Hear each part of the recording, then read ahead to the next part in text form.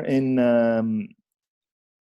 continuous time Markov chains, right? So we've got this. This was the generator matrix. This is all very messy, but I want to get now to the actual notes of the MM1Q, and I want us to look at this in the context of the queuing section now, and then I'll add just a bit more info to that. So this section, which in your study guide was described as reads/skim. So we'll basically do that together. This was we're now here in activity 8. We're doing the read/skim Markovian queues. Okay, that's what we're doing. All right, and this is roughly where you should roughly be in the activities. This one is related to the project.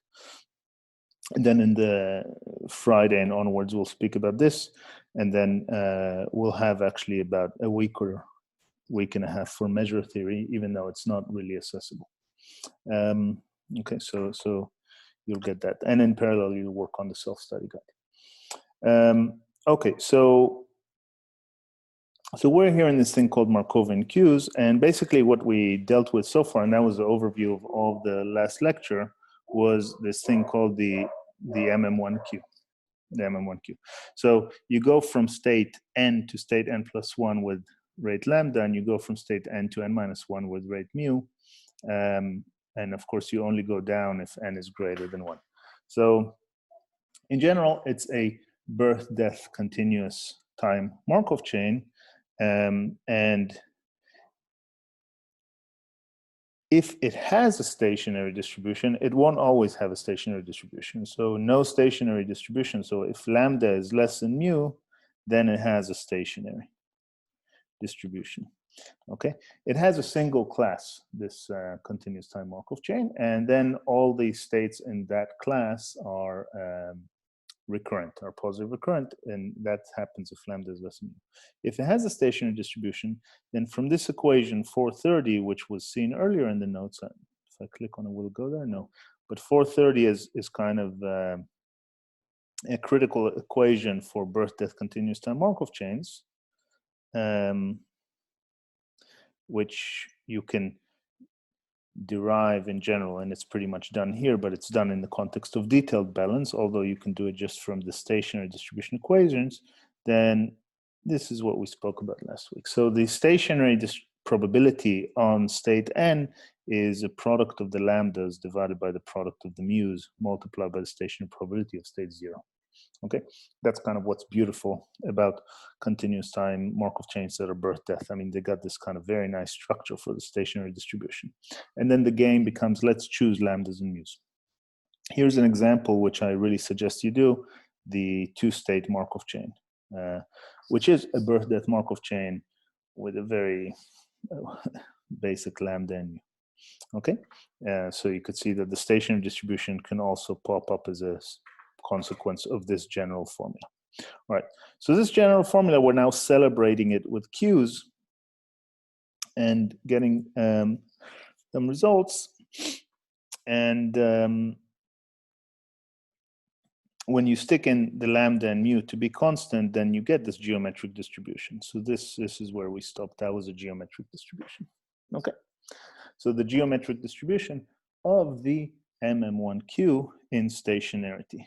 And since you have a geometric distribution, you can calculate its mean. And when you calculate its mean, you get this thing, which you can also write as rho divided by 1 minus rho, if rho is lambda divided by mu, and you divide here the numerator and the denominator by mu. Okay, so that's a stationary distribution.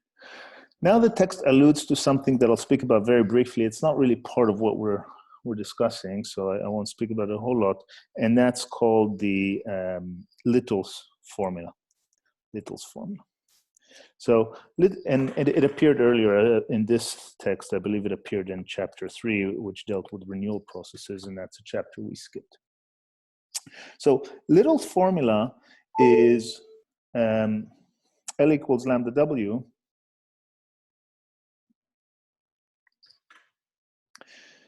speaks about systems that are in steady state in general. It's not about Markov chains. It's in general about a system that's in steady state. Okay, so here is a system that's maybe in steady state, UQ, the University of Queensland. Okay, it's actually not in steady state because we're undergoing COVID and there are major changes, but assume that we were in the pre-COVID area, maybe there's some sort of steady state where students arrive and students depart, etc. So the average number of students at UQ at any time is L. That's L, the average number of students. And they arrive at rate lambda. Okay, how long does a student spend at UQ? Well, on average, maybe 3.5 years. Okay, so maybe people are doing 3-year degrees, some of you are doing 5-year degrees, etc. Some are doing 2 years degrees, etc. So maybe 3.5 years. And that's W. Okay, so the formula, so W is like the waiting or the time during the system. I don't know if you guys are waiting to graduate. You should enjoy it. Don't wait to graduate too much. Okay, so Little's formula just says, so you can take here that W, it's going to be, for example, let's say 3.5 years, and L is say 60,000, and then you can work from that, and lambda should be, I don't know, it should be 60,000 divided by 3.5 years. That's the number of students arriving per year. Okay, so if we make this just 3 years, just to be clean, just 3 years, 60,000 divided by 3 is 20,000. So that means 20,000 students arrive every year. That's Little's formula. So it deals with systems that have capacity and are in steady state. Now, our queuing system is in steady state.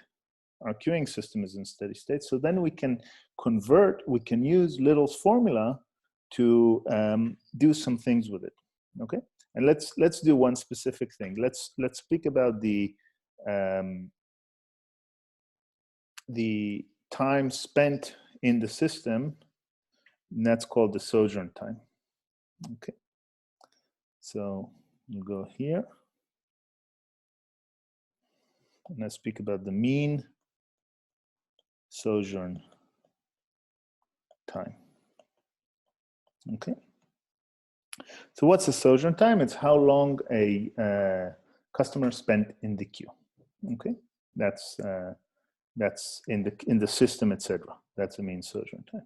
Okay, so for an MM1 with lambda less than mu, okay, we've got that L is, so lambda divided by mu, which is rho, is less than 1. We've got that's rho divided by 1 minus rho.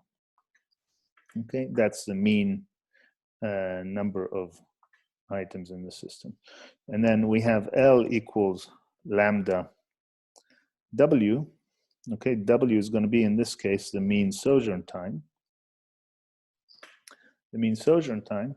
So then you can get here a rho divided by 1 minus rho, all divided by lambda, and that's going to be the mean sojourn time. So that's one way to obtain the mean sojourn time.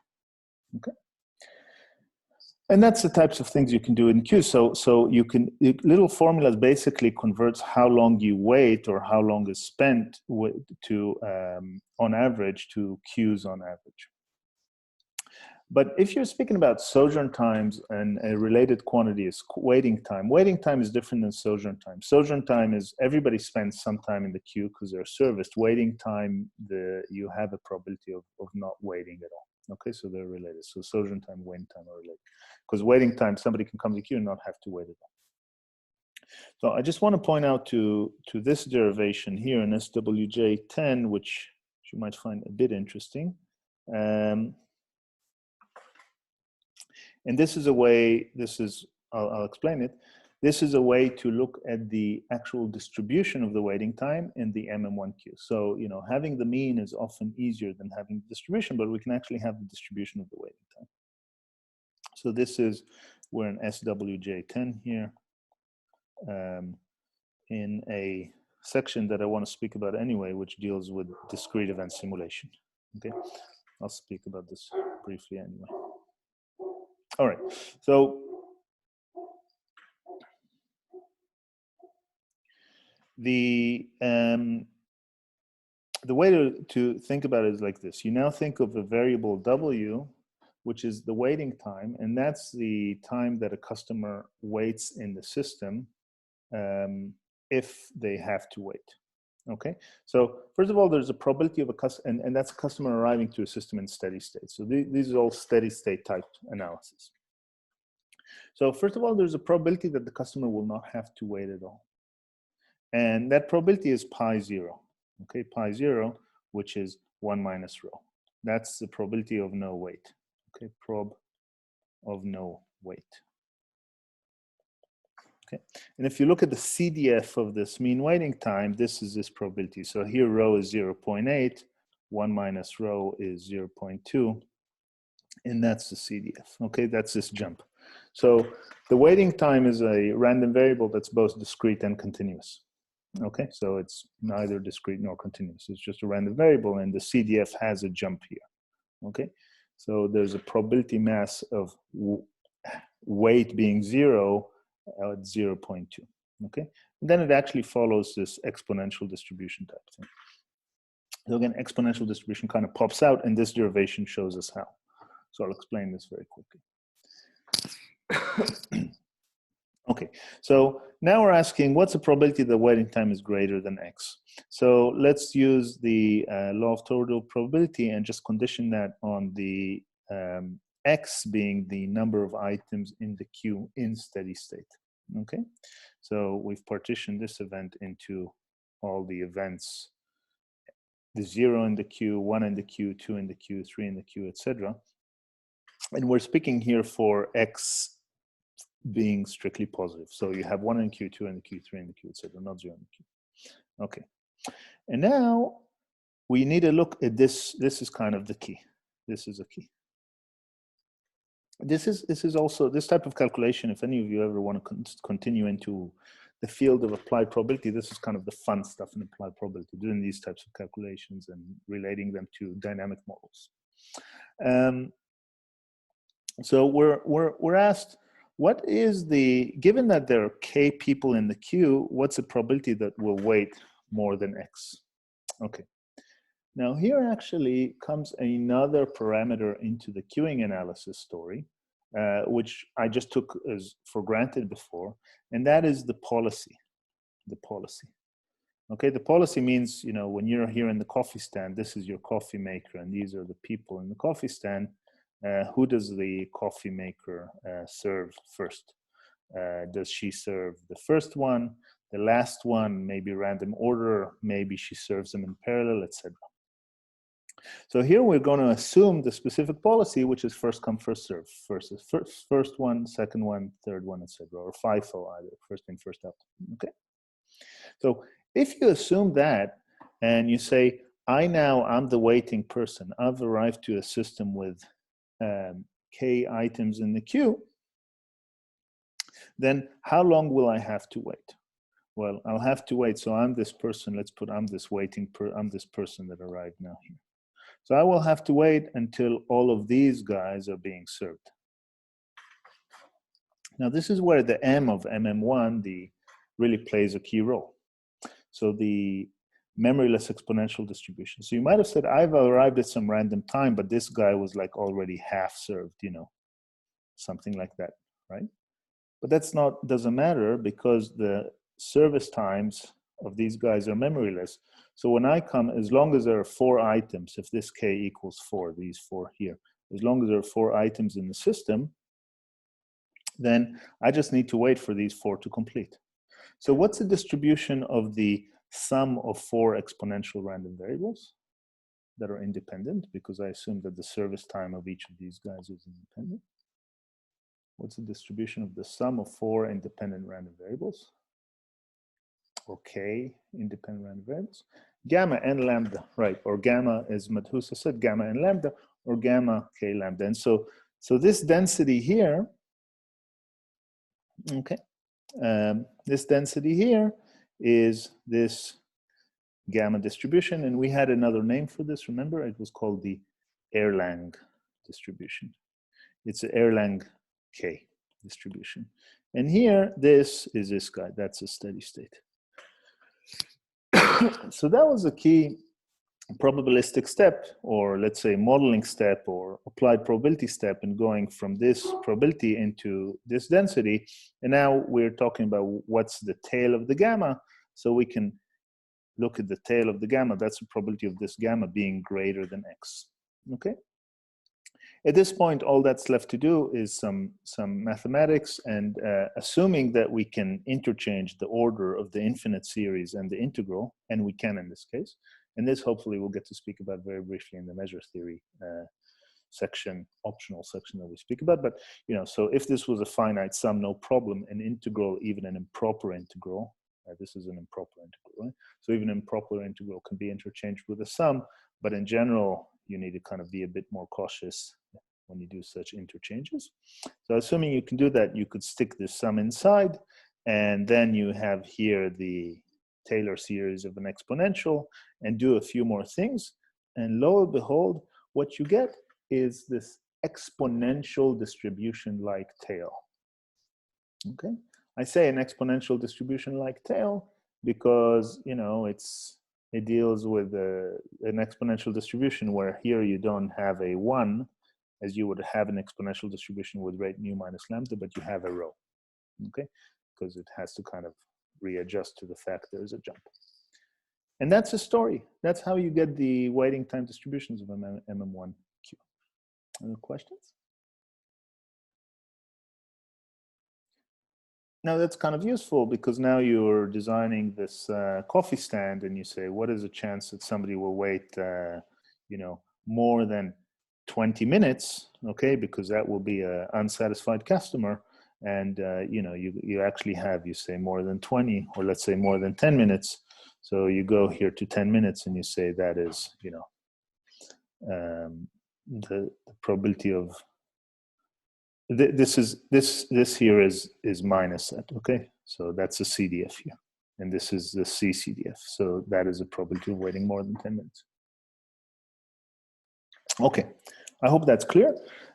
Now, I just want to say that you could also, and you might get an exercise like this either in the final exam or in the, what is it called, the problem set, to use something like Little's formula to go from this to from this distribution to relate it to the mean waiting time, which you can get without having to do this explicit analysis or something like that. Okay.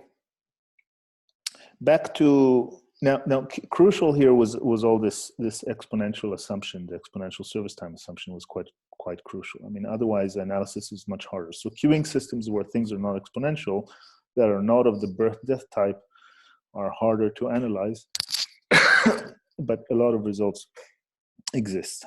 So let's go back to SP4, and this was Little's formula. Now I'm continuing here on the single server queues section in Markovian queues, and this is just doing some nice analysis of the Markov chains in general. And here is this lemma. So basically what this lemma says, it says that if you can chop the Markov chain, so this is lemma 410, we're back in SP4, okay? We're back in SP4. So it says, if you can chop the Markov chain, so if jumps which take the chain out of some set A, subset A of the state space are not allowed, so you take some original Markov chain and then you jump set stuff up. So go to the original Markov chain, call C the probability mass on that set out of there, and your new stationary distribution will be the original one, truncated by C. So without saying too much, let me just explain the use of this. So we're now going from what I called maybe the simplest queuing system, the MM1Q, to the even simpler in many ways system, MM1K. Okay? MM1K is like your coffee stand. Here's a coffee machine guy, girl, person, whatever. Okay? But and these are people in the queue, including the first one being served, but you only have a finite room of, say, K allowed. Okay, so there's one more. So in this case, K was 5. Okay, so finite capacity. And The story with this is that if a customer now arrives and there happened to even be a person here, a fifth person, they just immediately depart and no more. We never hear about them again. Okay.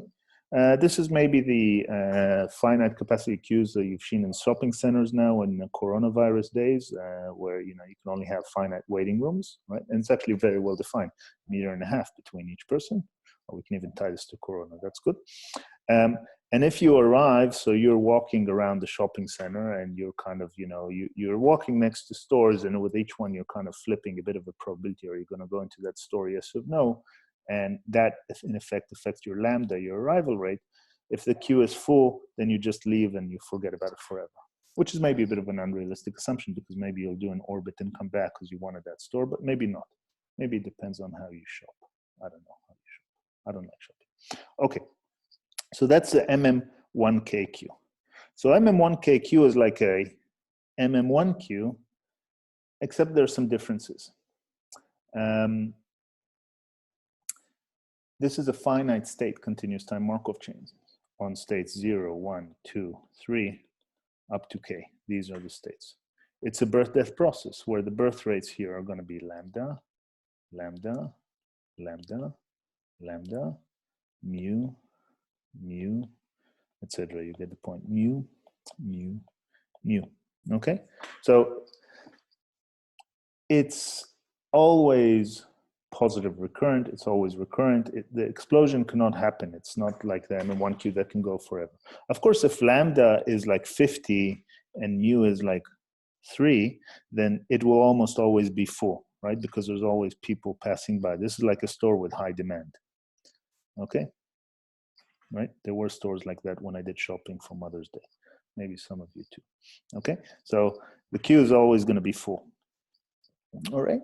But if lambda is less than mu, then there'll be some fluctuations. But the thing is that it's going to be truncated. Now, this lemma here comes in general and says, hey, if you can compare this MM1K queue to an MM1 queue, so MM1 queue had these extra availability of people, or these extra states here, then, and you want to speak about the stationary distribution of the MM1K queue, all you need to do is you need to take the stationary distribution of the MM1 queue and renormalize it by C, where C is the actual probability of having more people. Okay. So that's MM1K queue. So in a sense, I mean, the stationary distribution is not as nice. It's gonna look like this. It just has a bit more fluff to it, and that fluff comes from this 1 on C. But it's again a geometric distribution. It's only a truncated geometric distribution. Okay, by the way, it's truncated geometric if lambda does not equal mu. Otherwise, in the specific case of lambda equals mu, it's uniform. One sec.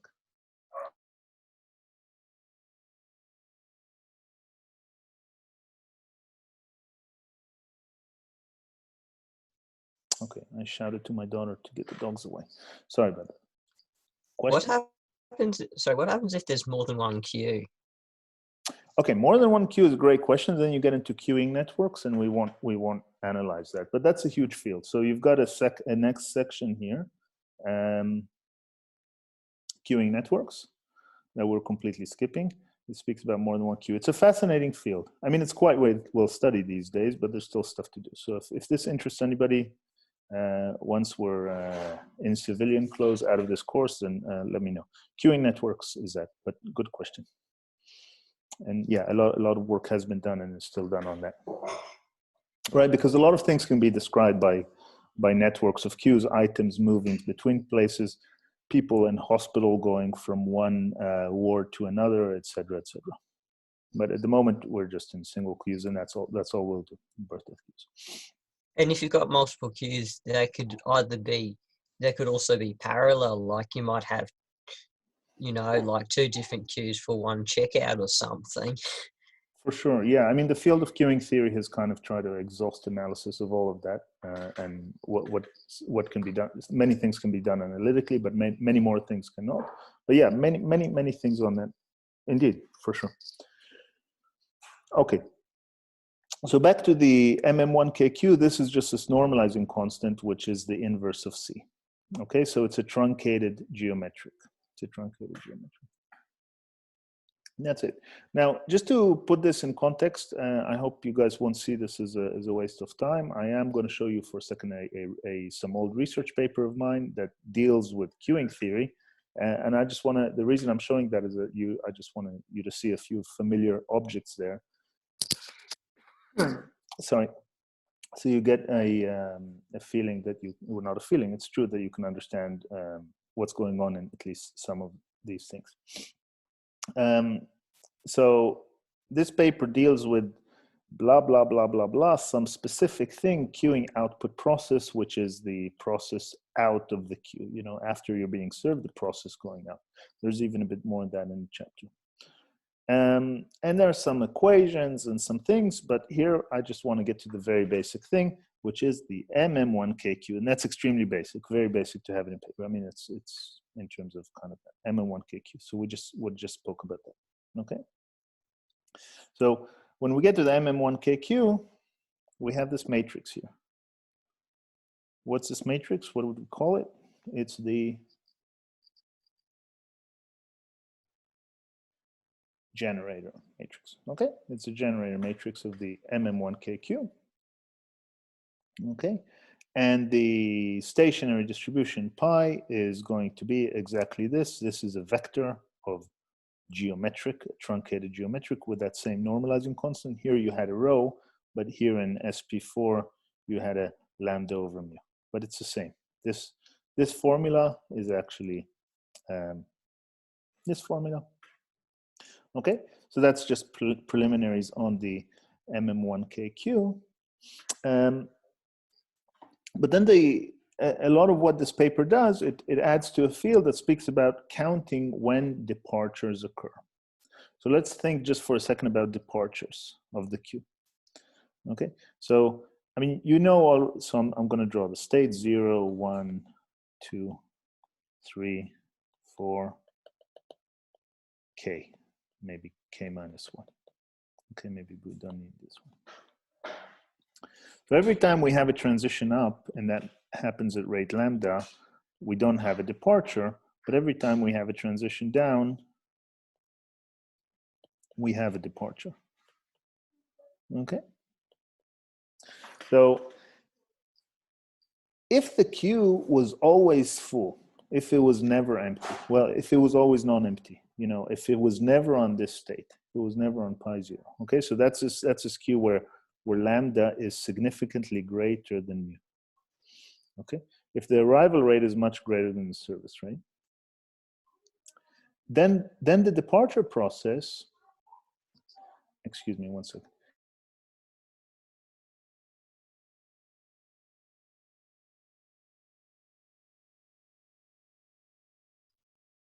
Sorry. Okay, so then the departure process is going to be exactly at, you know, if the queue is here most of the time, right? So if lambda is greater than mu, the stationary distribution looks like that.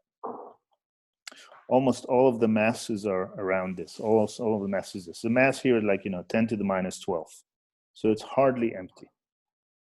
So what is a departure process? Okay, so that's what I'm asking. What is roughly the departure process if lambda is much greater than mu?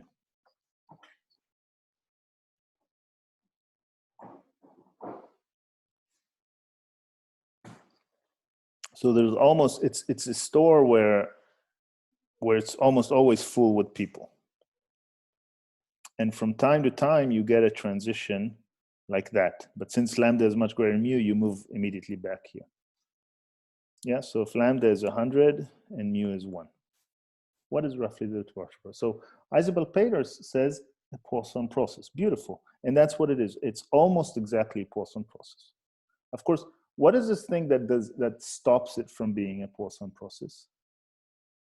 I mean, if lambda is only like, say, 3 and mu is 1, it's not going to be a Poisson process because from time to time we're in this state 0, and then to have a departure, we must have an arrival. Now, Isabel, if it's a Poisson process, with what rate, when back in this case, when this was 100, what's the rate of the Poisson process? Again, if most of the mass is here, a Poisson process with what rate, lambda or mu?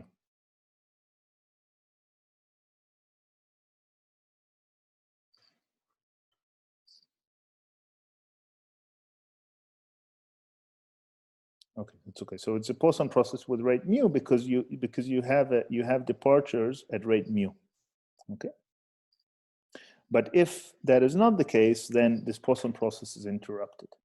So all I want to say is the departure process from the MM1KQ is slightly more complicated than just a Poisson process. In the extreme case where lambda is huge in comparison to mu and you're almost always here, then it's well approximated by a Poisson process. So then a research paper like this in the field of queuing theory, and that falls in operations research, investigates the properties of this departure process. That's pretty much all I'll say about it. Okay, so it's kind of a process beyond the Poisson process, and there's some things to say about that. Okay, I'm not sure if all that was useful. I hope it kind of was. Okay, let's continue down this this section, and let's look at this other type of variation, which is called MM1Q with bulking. Okay, MM1Q with bulking. And the niceness about this this example in this little section is we still see we can do many other things with birth-death continuous time Markov chains. So the story of bulking means that you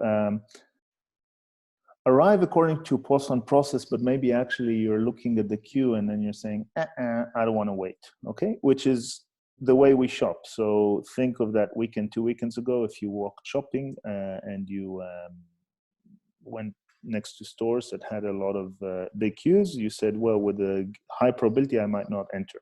So you're passing next to the store with a rate lambda, and you might want to enter with, well, with rate lambda, but then you thin that out with probability AN. And AN depends on how many people you see in the queue, okay? So your effective birth rates are no longer constant, they're lambda times AN. If you remember this is, yeah, okay, so that's the way you're thinning the process. So in this case, first of all, if AN, what this theorem says is if AN goes to 0, then there will always be a stationary distribution. Now you can compute the expression for the stationary distribution. The stationary distribution is always pi n. I might have called it pi I in the last week or something like that. But pi n is going to be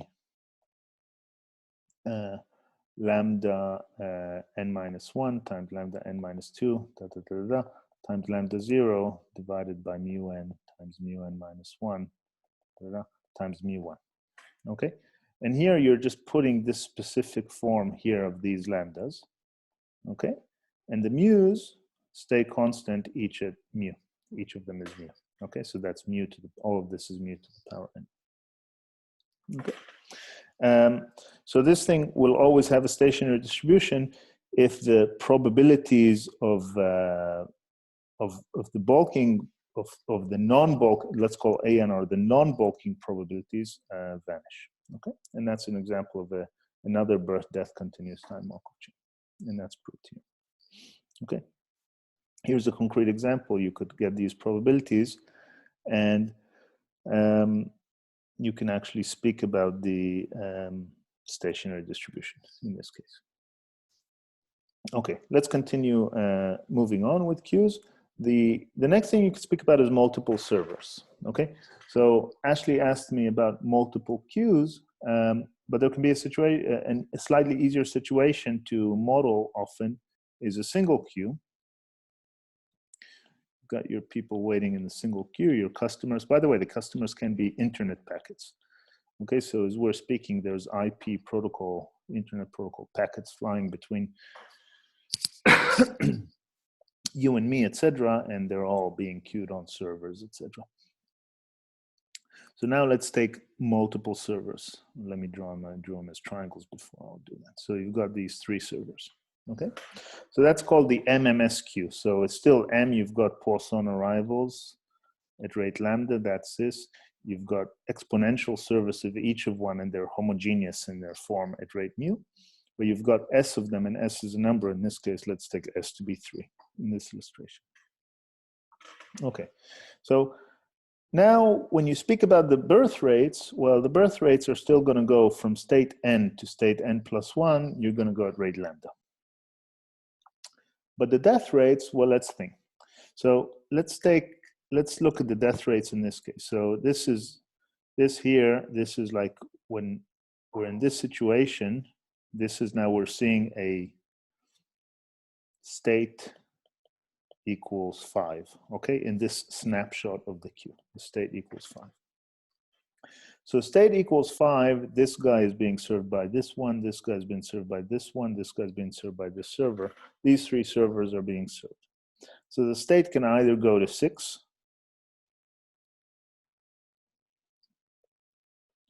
okay, and that's going to happen at rate lambda, okay, because it could be another arrival, or the state can go to 4, and that's going to happen at a rate, well, 4 would mean that somebody gets served. Now this guy's being served, this guy's being served, this guy's being served. Again, we exploit the fact that they're being served with exponential service times. The minimum of 3 exponentials is distributed as an exponential of 3 independent exponentials, and we assume that this service is independent of this service, independent of that service. Of course, that's a model assumption, which in reality might be a bit violated. The exponential assumption might be strongly violated, okay? So the minimum of 3 exponentials is an exponential with the sum of the rates, and that is 3 mu. So that is this component where we just spoke about this regime. So the transition from n to n minus 1, okay? If n is greater than s, s will 3, an example is mu times s. Okay? Questions? I assume that's probably quite clear. Now, if we only had 2 of these guys, then, you know, so now we're here in state, let me just scratch over that, we're in state 2, and we can either move to state 1 or to state 3. So we still move up at rate lambda, but we move down, there's only 2 of them, so that's 2 mu. So what happens to, so the death rates are basically, you could say the death rates are linearly increasing in n until you reach the number of servers, which is a fixed parameter for the queue, and then they're constant. And you can stick this in the birth-death equations and get the following stationary distribution. Okay, so you get the stationary distribution. And you can also show that, you know, if the actual total capacity, what's a total service rate? The total service rate here is 3 mu, okay? That's the total service rate. So if lambda is less than 3 mu, then there exists a stationary distribution. Otherwise, the queue is not positive recurrent, okay? It's going to be null recurrent in this case, or transient in that case. So that's it. The next section, let's skip that, and that's the departure process. It's actually very heavily related to this paper that I just showed you, okay? The departure process. Let's don't put that as part of the reading, and then you get onto queuing networks, which are out of the reading. All right, I'm going to spend 5 more minutes on discrete event simulation. Are there any questions about that? Anything that I said?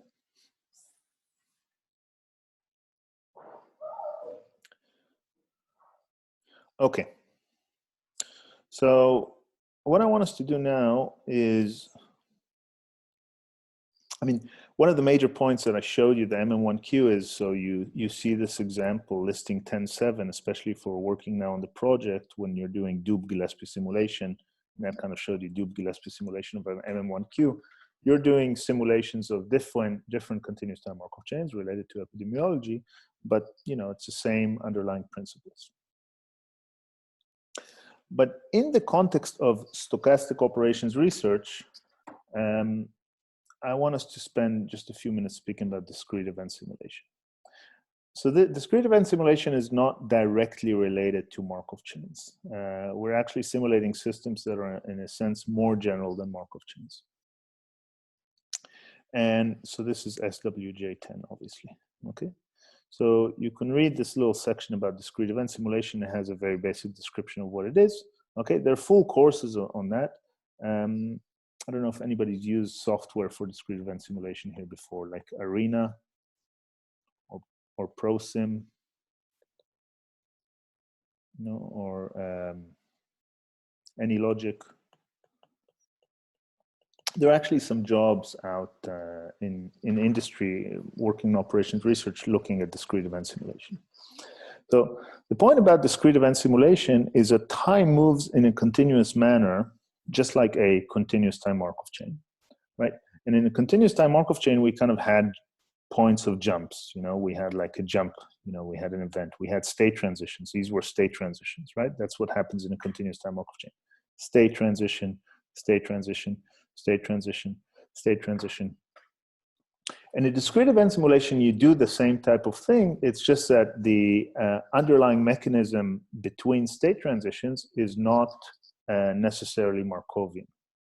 So what you do is you model all the events in the system using what you call clocks, okay? What you call clocks. So for example, in a queuing scenario, here is a server, okay? There's pretty much two types of clocks. There's server complete. That's the most basic queue. Server complete. And there is customer arrive. Okay. And what you do in your time, at any time, I'm now at time 0. So let's call this clock 1. And let's call this clock 2. Okay. So I'm now at time 0. I'll have the time when clock 1 is going to expire. Now, let's say that we actually started the system empty at time 0. Okay, so system empty. So server complete is actually going to be infinity. So the server is never going to complete because, I mean, it's not, that event cannot happen. But the time until customer arrive, in a MM1 queue, what I'm going to do is I'm going to draw here a distribution, which is exponential with mean 1 on lambda, or with rate lambda. Okay, so I set the time for customer arriving to be that. At that point, let's say I'm here and a customer arrives, so I change, when the clock happens, I change the system state, right? So anything, all the systems that behave kind of in discrete manner in continuous time can be described using this kind of discrete event simulation thing. And it's very general, right? So trains coming, buses arriving, ships, etc. All these things can be described by discrete event simulation. And indeed, some people do, for example, simulation of the Brisbane port using discrete event simulation. Okay. So now I'm here. Now I'm going to regenerate a new time for this. So the next customer arrival, you know, might be here. Okay, this is customer arrival. And the server complete, the next time for server completes might be here. So I set these new times. Now here, since server complete happened before customer arrival, at this point, I go back down. Okay, etc. Now, the nice thing about discrete event simulation, you can have many, many, many, many clocks. This is an example of a discrete event simulation just for 2 clocks for a queue, okay? So you all the time have so what you can do is you can look at this example. I'm not sure this does not relate directly to your exercises, so maybe don't spend too much time on it since you're time limited. But what you have here is all the time the next arrival and the next service, okay?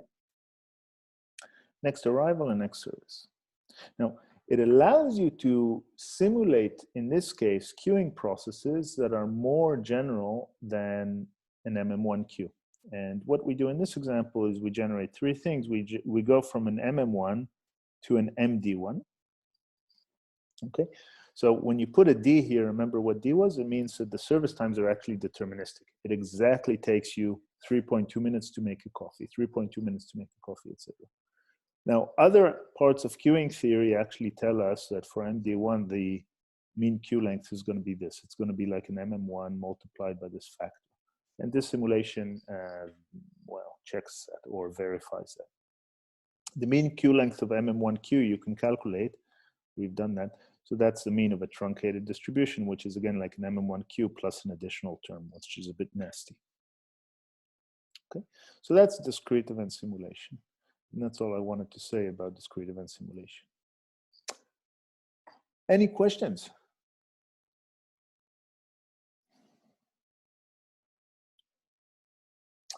Okay, so that will pretty much finish it. I'm again sorry for being delayed on your assignments. It's taken me much longer than what I thought.